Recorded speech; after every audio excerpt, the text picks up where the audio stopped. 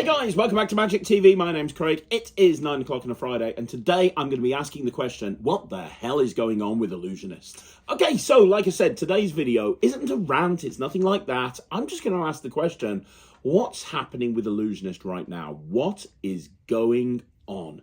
Now, about a year and a half ago, I did a full-on rant on Illusionist, and it was around about the same time that they did their Back to Black campaign. And if you don't know what that is, just to catch you up, basically what they did is they had this whole campaign where they pretended the company had shut down. They literally pretended the company had shut down. They sent emails out from Brad Christian, sent an email out to everyone saying, hey, this is the end, really making it feel like he'd just shut the company down overnight.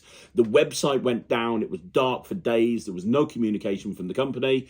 And then a few days later, they came back and went, haha, fooled you, or something to that effect. And they were like, no, everything's fine. But over the course of the period of time where they were pretending that they'd gone out of business, people were really frustrated because they couldn't access their downloads. They couldn't access any of the tutorials to their tricks. People that had spent money on tutorials, people that spent money on downloads, they thought they'd lost everything. There were people that were having product delivered to their door while this was happening, and they couldn't access any tutorials or anything because the website was dark and nobody was talking about what was going on. Turned out they were migrating to another server and they thought it would be funny to make this whole thing up. And that's part of Illusionist's MO, let's be honest. They've done this over and over again. Over the course of years, they've tried to be dark, they've tried to be edgy. You know, I remember when they did the Daniel Madison, I'm better than Erdnase or whatever it was. You know, they've always done these edgy marketing campaigns to kind of have shock or awe. And to be honest, let's be honest right now, for a long time, Illusionist were the market leaders. Back in the early days with Justin Miller and Daniel Garcia and Eric Jones and Wayne Houchin, and then later on with Lloyd Barnes and Adam Wilbur. And, you know, they were cutting edge. They really were. And they were big and everybody loved them and everybody knew who they were and so on and so forth. I need to know what the hell is going on with Illusionist, I have to be honest, because as far as I can see from the outside looking in, there are warning signs that say that Illusionist really aren't going to be around for much longer, and that would be a crying shame. But let's look at the evidence, right? Let's just look at the evidence. This isn't really me saying, oh my God, Illusionists are terrible. This is me pointing some stuff out and saying, well, you know, what is going on with Illusionists? So first of all, you know, over the course of maybe the last 2 or 3 years, they've really leaned heavily on Mark Lemon and Pete Turner. And a lot of the stuff that's been coming out has been by Pete Turner and Mark Lemon. Pete Turner has become the kind of the unofficial, almost like spokesman for Illusionist, and he was the guy that was towing the company line and kind of when the whole Back to Black thing happened and there was that fallout. And by the way, when the Back to Black thing happened, literally the following week they announced that they were withdrawing support for apps that they had developed. So they developed apps and they were saying, hey, we're no longer going to support these apps, and that caused an outcry. He was the guy going on the forums, he was the guy going out there and saying, hey, just want to point out, just want to say, you know, this has been a big misunderstanding. He was the guy that was trying to put out the fires, so to speak, right? But he's no longer there. Mark Lemon and Pete Turner have left the company earlier this year. They've gone. Now, Illusionist have always had this face of the company. They've always had somebody who's kind of the face of the company. And for the last few years with the Stack Watch and with the how to read minds, how to control minds, how to read minds 2, Kickstarter campaigns, it's been Pete Turner that's kind of been the face of the company. Before that, it was arguably maybe Adam Wilbur or Lloyd Barnes. For a while, it was Garrett Clark. Before that, it was, you know, Justin Miller. There's always been like a face of the company, right? There's always been that person. And Illusionist, one thing that they've always done well is they've built their what they're selling, they've built it around an artist. And I was speaking to Justin Miller about this recently. They've built the tricks around an artist. So it was like, well, hey, there's this new Justin Miller trick coming out. There's this new Eric Jones trick coming out. And people would be super excited about it. And they've done the same with Pete Turner. Oh my God, Pete Turner's dropping this new thing. But Pete's no longer there. Pete's no longer there. And Mark Lemon's no longer there. They had Kayla Morelli come in for like a week until that all exploded. They obviously had a job. If you missed this, they made a job offer to Kayla Morelli, who came and worked for Illusionist, and then literally walked out a week later and started slagging off Illusionist on his socials, which forced Illusionist to make a statement on their socials, and all of that went wrong. So obviously they were looking for somebody else to bring in. Now they don't really have anybody that's the face of the company that I'm aware of. I mean, obviously, we're in the middle of the How to Read Minds 2 kit, which we're going to talk about in a second, which is Pete Turner. But Pete's no longer in the company. Pete's no longer got anything to do with the How to Read Minds kit. Nothing. Pete's got nothing to do with the with Illusionist. You know, so obviously he's filmed this before he's left, but he's got nothing to do with Illusionist. So it's kind of like, well, there's that. It's kind of like all of you're a production company. You've built your entire company up based around putting product out and promoting particular artists. And they've always had this face of the company. And as far as I'm aware right now, they've got nobody, like nobody at all. And that's weird, right? And the other thing is, and you guys might not be aware of this, or you might be aware of this, about a year, maybe not even a year ago, about 6 months ago, Illusionist started putting all of their stuff into Murphy's Magic. Now, that's a big warning sign as far as I'm concerned. Now, think about this for a minute. If you don't know, Murphy's Magic is the largest wholesaler of magic in the world, right? Most production companies will take their products and put them into Murphy's.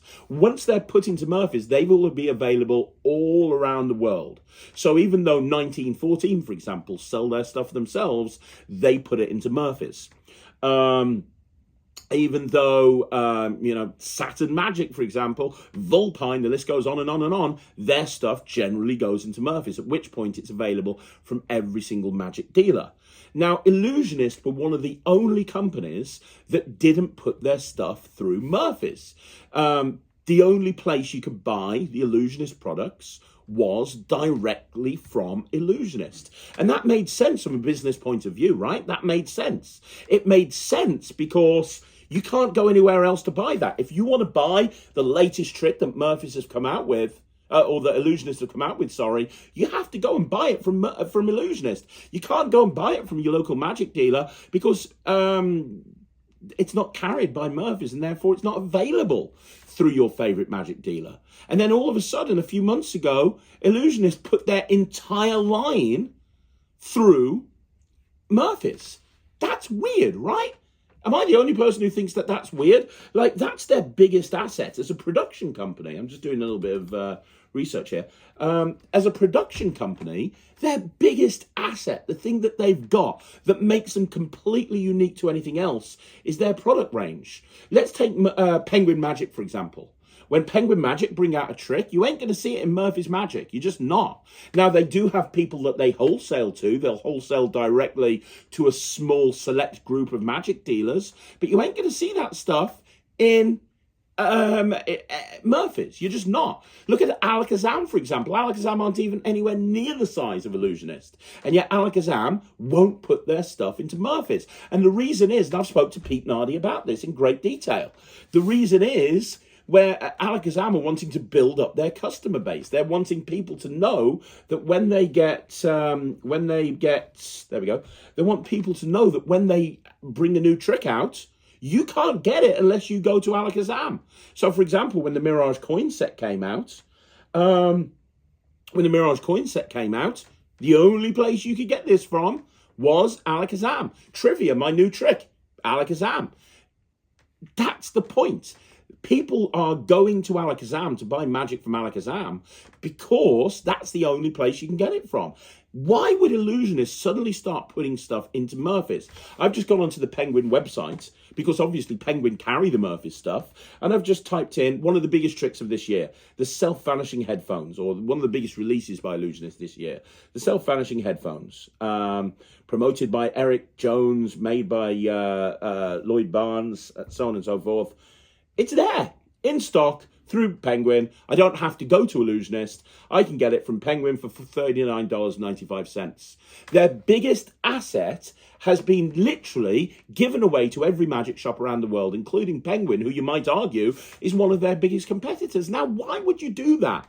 Why would you do that? Right, okay, if you were the biggest magic production company in the world, which arguably Illusionist were at one point, if you were the biggest magic production company in the world, why would you give your stock? Because they're going to make massively less selling it to Illusionist. That's how it works. Selling it to Murphy's. That's how it works. Murphy's are going to take a cut, right? And now people can buy it and not go directly through Illusionist. Why would they do that? The only reason that they would want to do that is if the sales aren't where they wanted them to be for people that go directly through to Illusionist. Now, Illusionist had this massive fan base. They've always targeted young guys. You know, they were very, very intelligent in the early days. Brad Christian was very intelligent by sort of piggybacking off the David Blaine phenomenon. They were piggybacking off the David Blaine phenomenon. All of the kids in magic, people coming into magic, people finding David Blaine cool, they found Illusionists. They built up a huge audience. Unfortunately, those people grow up and either they fall out of magic or they become professional magicians and they shop elsewhere, right? Maybe, and I don't know the answers, I don't know anybody who works at Illusionist really, but maybe the answer is that they haven't over the years. You know, because here's the thing, right? Arguably, there's massively more competition now than there was back when Illusionist first got set up. When Illusionist first got set up, they were the biggest name in town. There was nobody else that could touch them. Now, Penguin are massive. As time of filming, I'm filming this today on a Wednesday, they're doing this Black Friday deal where they're giving away thousands of dollars worth of magic. They've just released 8 new tricks with people like Nicholas Lawrence. They've got this self-tying shoelace thing, or this shoelace thing laced up, which looks incredible, way better than anything that Illusionists have bought out in the last year. And they've got 8 tricks coming out, and I guarantee you, in a couple of weeks' time, they're going to have another trick. Last week they had a trick that color matchup thing by David Jonathan. They've got stuff coming out all of the time. And that stuff sells. I know that because I've released stuff through Penguin. A Vanishing Ink are another example, you know, with Magifest and the Session and all of the stuff Vanishing Ink are doing. They're massively bigger and massively more popular than Illusionists. So maybe Illusionists have, over time, not kept in touch with what the buying public want and what magicians want, and they're finding that less and less people are going to them, so they've made a decision to put everything through Murphy's, because that's the only way they can sell the stuff that they've got coming out. Now, like I say, I don't know if that's the case, but you look at the fact that the Back to Black campaign harmed them. I absolutely 100% think that campaign harmed them. The stuff that they pulled, Brad Christian going out into the desert and pretending he was shooting a laptop with a gun. I mean, what the hell? Then you've got, that harmed them, 100%. Then you've got Pete Turner leaving the company, who was the face of the company and have not replaced him. Then you've got Mark Lemon leaving. You've got a whole bunch of people leaving and they seemingly aren't being replaced. And then let's have a look at a couple of other things, right? Let's look at their YouTube channel. I've got their YouTube channel up here in front of me. So let's have a look at the at YouTube. Here it is. So you've got YouTube. Now, bearing in mind, they've got 190,000 subscribers. To put that into context, I've got like 14,000. They've got 190,000 subscribers, right? You would think that their engagement would be massive. 190,000 subscribers, that engagement is going to go through the roof, right? Well, let's have a look at it. Let's have a look at their latest videos. The latest videos was a little promo thing called How to Read Donuts for Donuts, How to Read Minds Too. 671 views. 6 days ago, that video dropped. 671 views. Their new Kickstarter campaign that they're promoting everywhere. This is a video specifically about it. It's got Pete Turner's face on the thumbnail. 631 views. To put that into fucking context, The Matchumentary episode 2 that went up about 12 hours ago has had 1,000 views, and it's by some bloke that works in an office that doesn't know how to do magic. You've got one of the biggest names in mentalism that's going on a video on the YouTube channel of one of the biggest magic companies in the world, 600 views. Then 7 days ago, How to Read Minds Outtake, 471 views. Then you've got the big, huge trailer for How to Read Minds. 7 days ago, they dropped the trailer, How to Read Minds, 2,200 views. Now they've got 190,000 subscribers. They've got a mailing list of literally hundreds and thousands of magicians, and they've got what?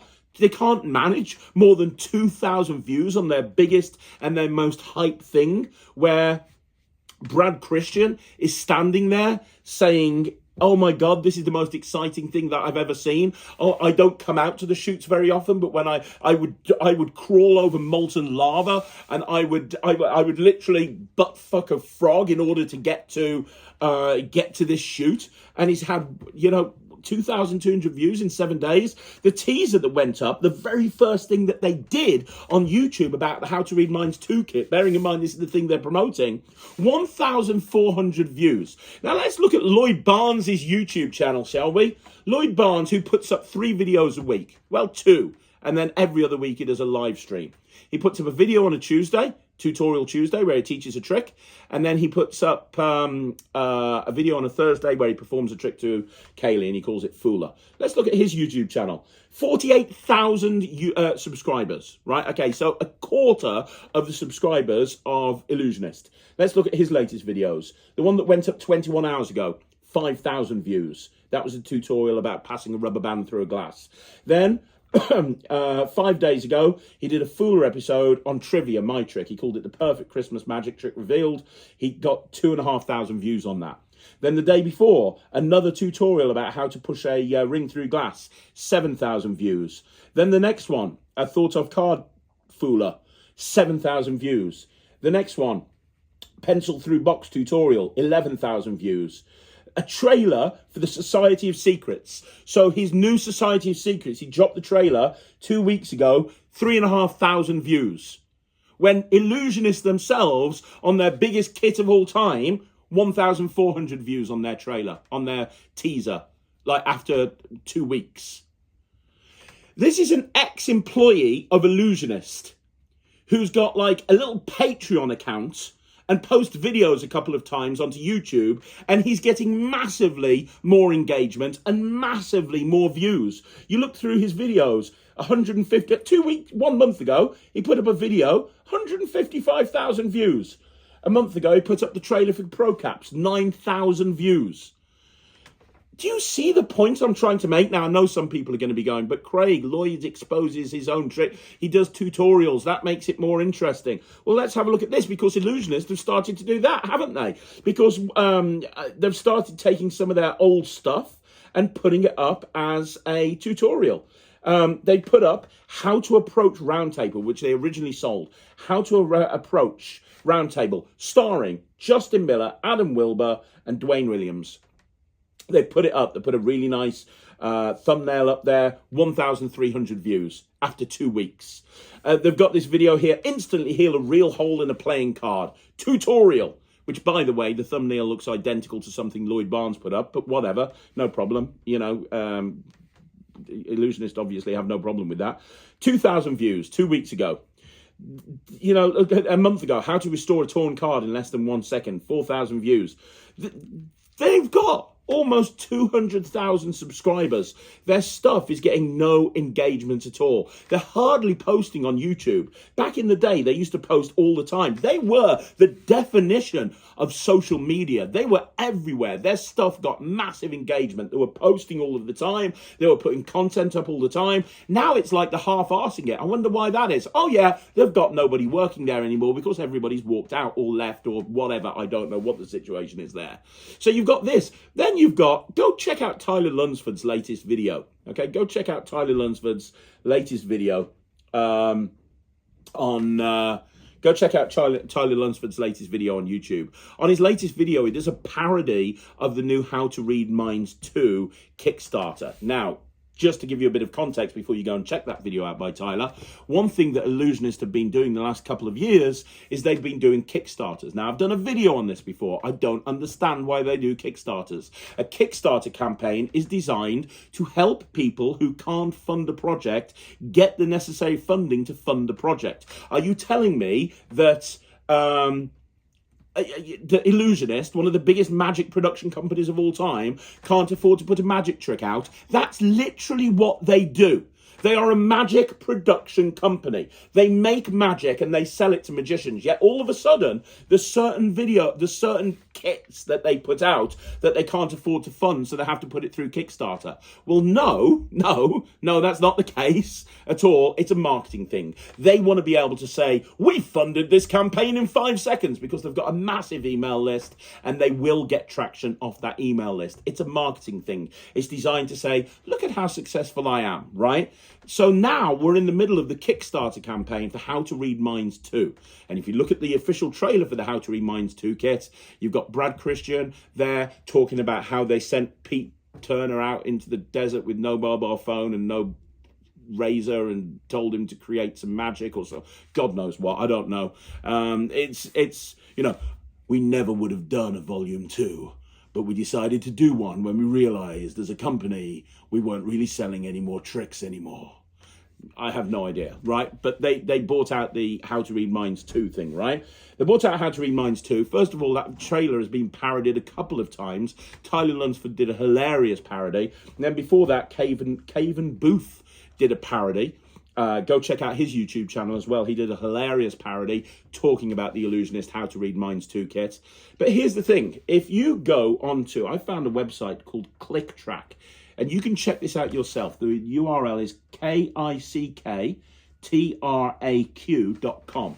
Kicktrack. And it basically gives you all the statistics on every single Kickstarter campaign that's ever been done, whether it got funded or it didn't get funded.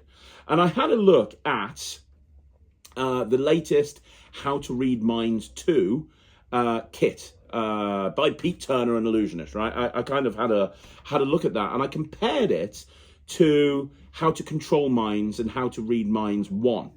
Now, you look at How to Read Minds 1, right? And if you click on daily, what am I clicking on here? If you click on daily data, it'll tell you the data on a day-to-day basis. It'll tell you how many pledges per day. It'll tell you how many backers per day, how many comments per day. It'll tell you everything. So the original How to Read Minds kit, when it came out, if you look at how many backers they had per day, they never dropped really below 60.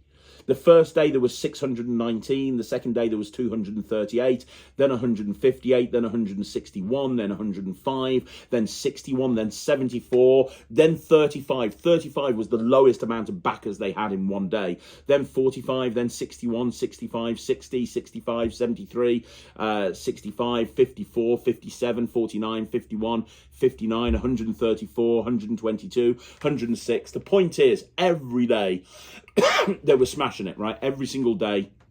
They dropped to 35 one day.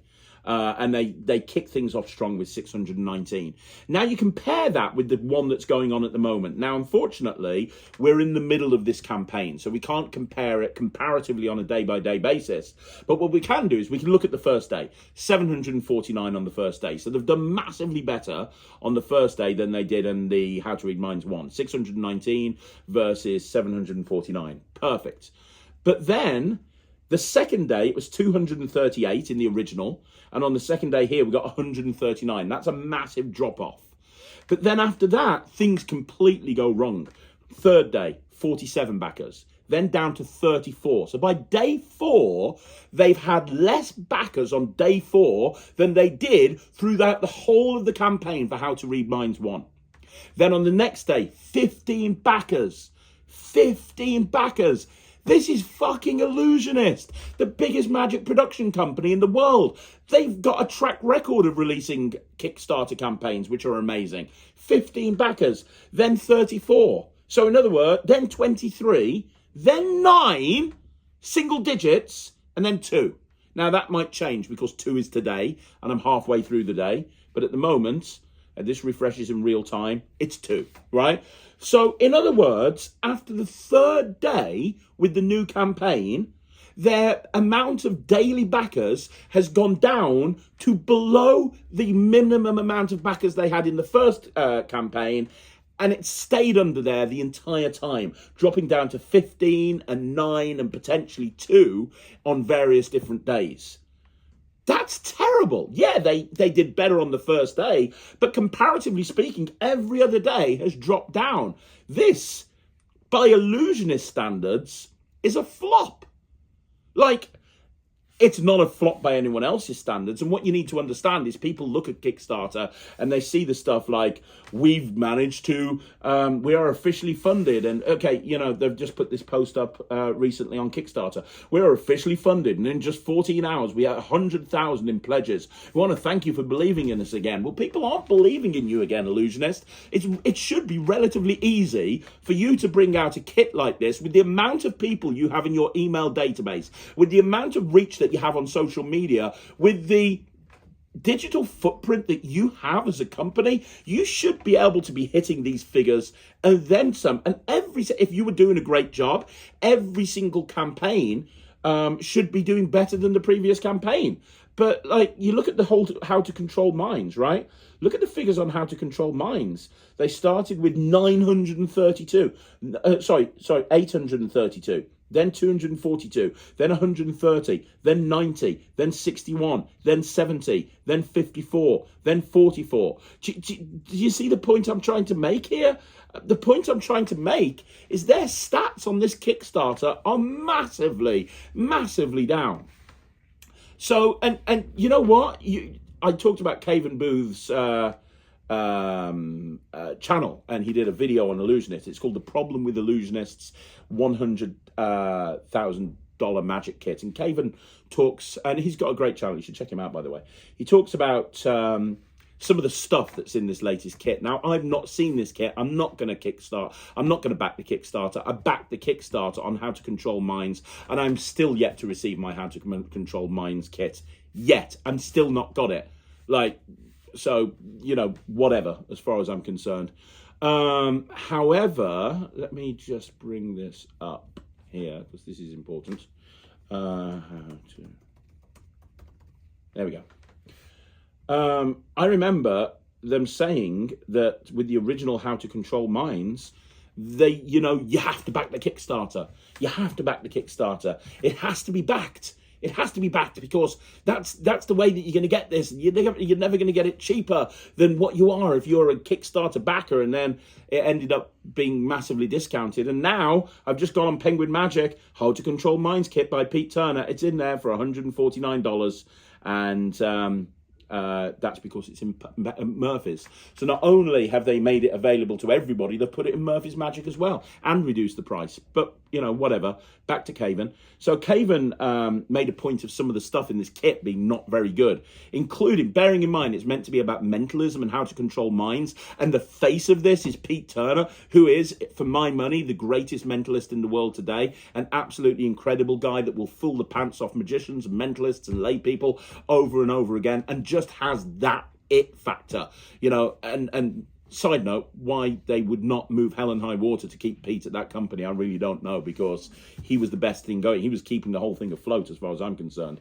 And Caven pointed out that there's some really weird, not so great stuff that's included in this box, including like a spider from Pen thing, which looks like a toy that you get in a magic shop. And Pete goes on there and says, great video. For your information, I'm not a fan of the spider from Pen either. It's not my style. The majority of the team loved it. Did he even have a team there still anyway? We took a vote and it stayed as to what magicians moving into mentalism want, which I know very little about. Fair enough.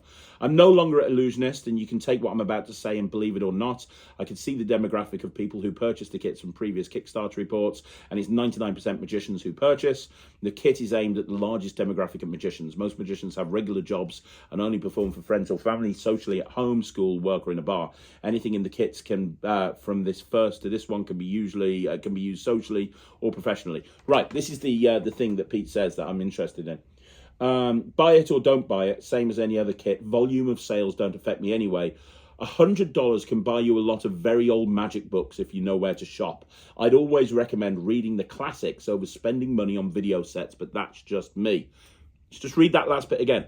$100 can buy you a lot of very old magic books if you know where to shop. I'd always recommend reading the classics over spending money on video sets, but that's just me. This is the face of the Kickstarter campaign for the How to Control Minds 2 set, which is a set of videos teaching you how to read minds, I suppose. I don't know. And he's there basically advocating reading books. That says it all as far as I'm concerned.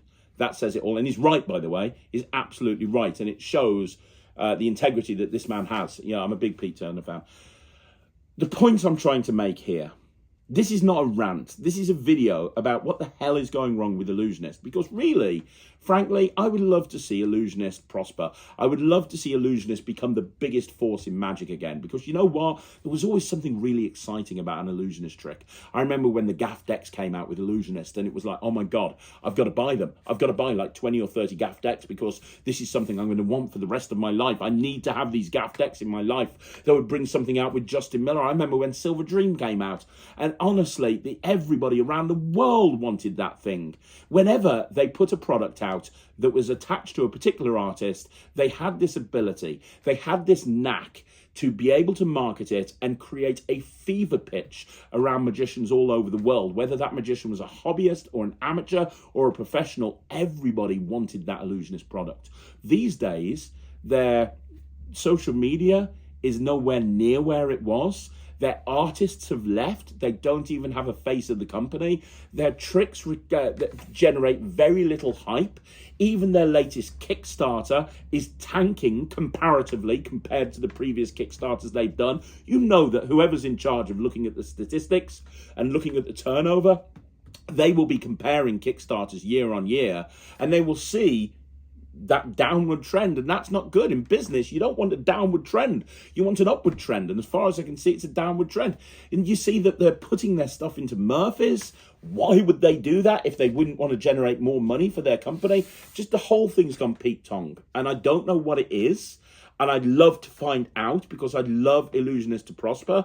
But I've been in business and I've been in the magic industry for long enough to know that the writing is on the wall when it comes to Illusionist.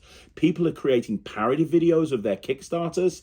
People are ripping into it. They're getting less buyers than ever before. Their stuff is no longer exclusive with them. You know, there's no discernible person that you can say that is the guy. When was the last trick that Illusionist brought out that you were like, oh my God, I need that created that hype? I can't remember. I just think that we've got a huge problem here when it comes to Illusionist. And as far as I'm concerned, the writing is on the wall. And I'd love somebody to turn it round. I really would. I don't know anything about the infrastructure of Illusionist. I don't know who's running that place. You know, according to the latest trailer from Brad Christian, he's not involved in the day-to-day running of it anymore. He even says he doesn't come out on the shoots and he doesn't really do as much as he used to in the company. I have heard from other people that he has other business interests. That makes sense. Maybe he's not really as interested in running Illusionist anymore. Maybe it's not a priority for him. Maybe without him being at the forefront, it's not going to do as well as it used to. Maybe it needs him being there, driving from the front. But all I know is whoever's running that place, and I don't know who it is, but whoever is running that place has made some seriously strange decisions. Whoever is running that place has made some seriously questionable business decisions that are ultimately leading to the failure of the company, and I don't want to see that. But you know what? I am making a prediction right now. I am predicting that within 12 months, somebody will buy Illusionist as a brand. Brad Christian doesn't seem to want to do any more with it. He doesn't seem to be interested in it. The figures are going down and down and down, and we can see that by looking at the Kickstarters. That is going to be a trend that's taking place with their products as well. We know that because they're being put into Murphy's for the first time ever, which must have been a huge decision to make because now they don't have the exclusivity. They have problems on top of problems, and I can see that they're trying to fix them, and they're not able to be fixed. I guarantee you within 12 months, Illusionist as a brand will have been bought out, and I think it probably will be bought out by either Vanishing Ink or Penguin Magic or Murphy's. That's what I think. I think that Brad Christian doesn't really care about it anymore, and whoever's running it hasn't got a fucking clue. And I think that Illusionist days numbered. Maybe they'll prove me wrong. Maybe they will rise like a phoenix, or maybe it's a good thing that another company buys them so that they can restructure them and maybe push the brand out there as a sellable concept. I don't know, but as far as I'm concerned, Illusionists have problems, and I don't see any way to fix them. So there you go, guys. That's another magic. That's not. Well, I don't even know what this video is. It's not a rant, but it was a video. It's another video in the bag. Do me a favor, let me know what you think in the comments down below. Go check out Tyler's video. Go check out Caven's video. What do you think about the Kickstarters? Did you buy the original Kickstarter? Are you buying this one? Have you bought into the hype? When was the last time you bought a Illusionist product? Do you agree with me or do you disagree? Who is the face of the company anymore? It's not Pete Turner. It's not Lloyd Barnes. It's not Adam Wilbur. All those guys have left. Who is it? It's not Mark Lemon. Who is it? Who is it? Who is it? Who's even running the company? Let me know. Let's do a follow-up video on this. You want to see more videos like this? Like the video, subscribe to the channel. Don't forget, I've got my own Black Friday deal running at the moment. The link is going to be in the description down below, along with the code. You put that code into the checkout at the Netrix and you get it a month free. No obligation. If you want to cancel it, you can, but we have a 0.06% cancellation rate because people tend to love what we do. You want to find out more, go to the Netrix. You want to go and check out all of those other videos that I referenced in this video, please do so. I'll be back again tomorrow. I'll see you again soon. My name's Craig from Magic TV.